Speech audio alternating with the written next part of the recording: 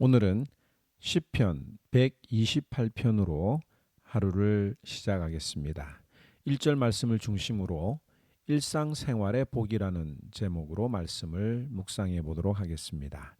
1절에 여호와를 경외하며 그의 길을 걷는 자마다 복이 있도다. 성경에는 복에 대한 약속이 참 많이 있습니다. 그런데 우리가 이 복에 대해서 가끔씩 오해를 하는 경우들이 종종 있는데요. 이 복은 영어로 blessing입니다.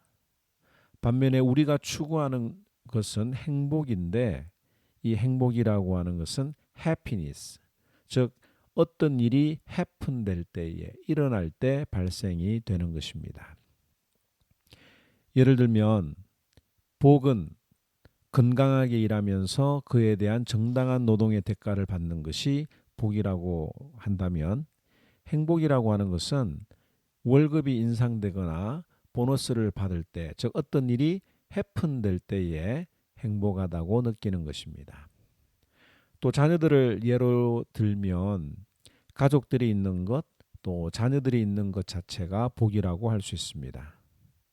그런데 자녀들의 얼굴을 보고 있으면 늘 내가 복 있는 사람이라고 생각하기보다는 아주 가끔씩 참 복이 있다라고 생각을 하게 되지요.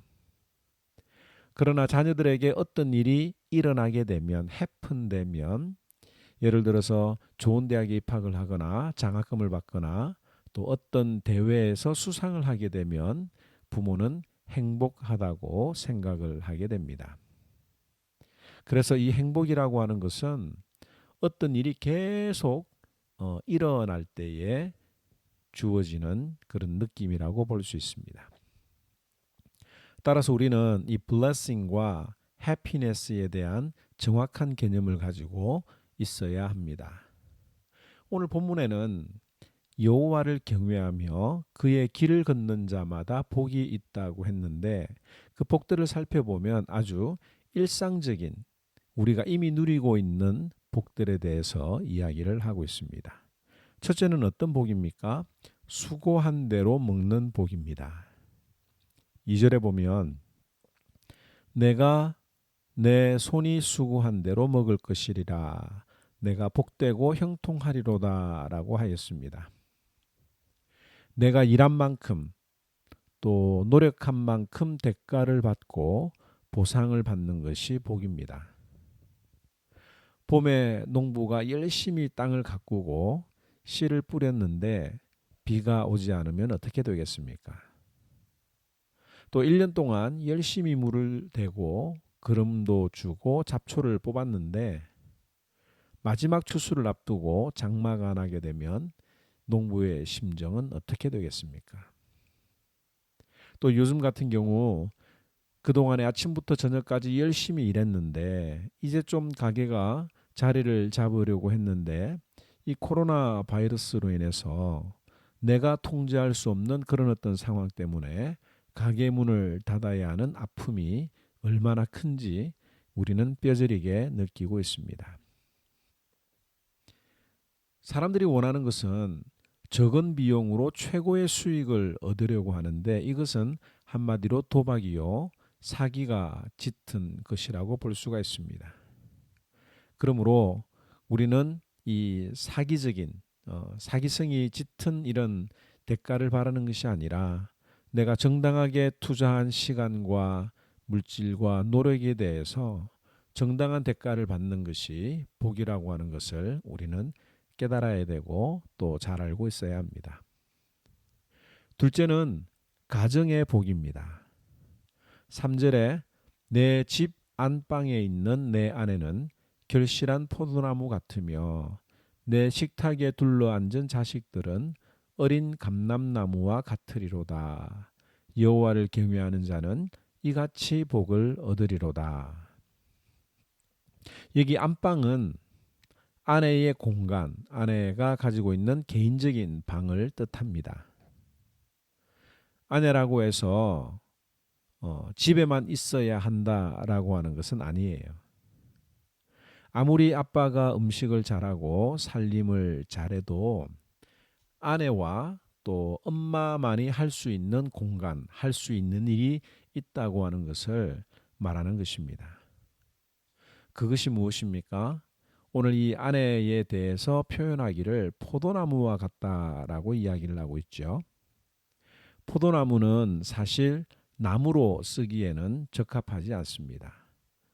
튼튼하지 않고 또 제목으로 쓰기에는 적합하지 않지만 그 포도나무에서 열리는 열매는 모든 사람들을 기쁘게 하고 또 달콤하게 합니다. 이것이 엄마의 역할이라고 성경은 말하고 있는 것입니다. 우리 집 같은 경우에도 아빠의 이야기가 직접 전해지면 굉장히 카리스마 있게 들려지지만 엄마를 통해서 한번 걸러서 전달이 되면 아이들이 훨씬 더 쉽게 이해를 합니다.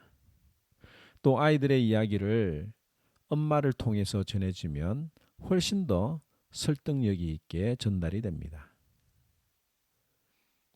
또 자녀들이 식탁에 둘러앉아 있는 것은 정말 복이라고 말할 수 있습니다. 요즘에는 가족들이 함께 모이기가 쉽지 않죠. 특별히 아이들이 크다 보면 여러 스케줄들이 달라서 모여서 함께 식사하는 것조차도 쉽지 않습니다.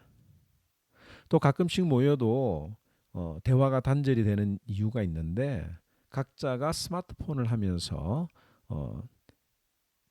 대화가 단절된 모습을 우리가 자주 목격할 수가 있습니다.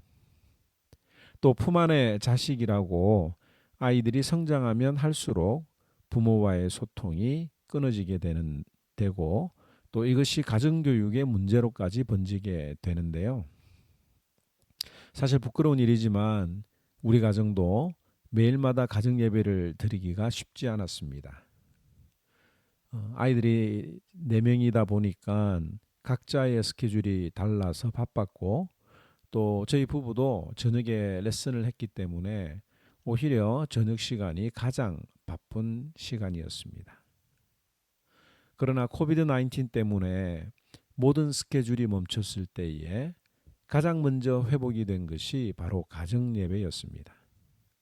매일마다 10시에 모여서 함께 말씀을 읽고 기도하는 시간을 매일 갖게 되는 것이 이것이 정말 복 중에 복이라고 하는 것을 다시 한 번 더 깨닫게 됩니다. 우리 가정뿐만 아니라 하모니언들 가정 중에 여러 가정들이 이 코비드 19으로 인해서 가정 예배가 회복이 되었습니다라고 하는 이야기를 들을 때마다 얼마나 기쁘고 감사한지 모릅니다. 예수 잘 믿으면 이런 복이 주어진다고 했는데 이런 복을 하모니언들이 누리고 있어서 정말 감사하지요. 셋째로 교회의 복을 받는다고 말하고 있습니다. 5절에 보면 여호와께서 시온에서 내게 복을 주실지어다. 너는 평생에 예루살렘의 번영을 보며라고 했습니다. 여기 시온과 예루살렘은 바로 하나님의 성전이 있는 곳을 말하는 것입니다. 좋은 교회를 만난다는 것은 그야말로 복 중의 복입니다. 아마 경험해 보신 분들이 많이 있겠지만 교회가 시끄러우면 영적인 생활에 큰 영향을 받습니다. 예배드리는 것이 싫고 또 교회 가는 것이 힘들어집니다. 그러나 교회가 평안하면 개인이 복을 받고 가정이 복을 받게 되어 있습니다. 사실 오늘 이 말씀을 통해서 기억해야 될 것은 오늘 성경에 보장되어 있는 이런 복은 내가 선택할 수 있다는 것입니다. 안정적인 직장도 또 비즈니스도 아내와 자녀들도 교회도 내가 선택하는 것입니다. 그러나 그 선택이 무엇을 기준으로 했느냐에 따라서 복이 될 수도 있고 저주가 될 수가 있는 것이죠. 여호와를 경외하며 주님이 기뻐하시는 길을 선택하고 그 길을 걷는 자들에게는 모든 것들이 복이 됩니다. 그러나 주님보다는 세상의 기준으로 직장을 선택하고 아내와 자녀를 선택하고 또 교회를 선택한다면 그것이 화가 되고 저주가 되는 것이죠. 오늘 이 말씀을 묵상하면서 이미 나에게 주어진 이런 복을 누리며 살아가고 있는지 점검해보고 또 하나님 앞에 감사하는 시간을 가졌으면 좋겠습니다. 혹 내 삶이 흔들리고 가정이 흔들리고 교회 생활이 흔들린다면 그 원인을 외부에서 찾는 것이 아니라 내가 지금 주님이 기뻐하시는 길을 걸어가고 있는지 다시 한 번 더 점검해 보기를 원합니다.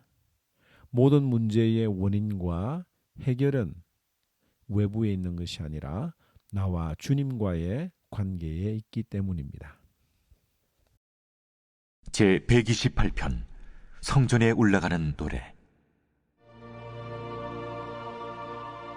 여호와를 경외하며 그의 길을 걷는 자마다 복이 있도다. 내가 내 손이 수고한 대로 먹을 것이라. 내가 복되고 형통하리로다. 내 집 안방에 있는 내 아내는 결실한 포도나무 같으며 내 식탁에 둘러앉은 자식들은 어린 감람나무 같으리로다. 여호와를 경외하는 자는 이같이 복을 얻으리로다. 여호와께서 시온에서 내게 복을 주실지어다. 너는 평생에 예루살렘의 번영을 보며 내 자식의 자식을 볼지어다. 이스라엘에게 평강이 있을지로다.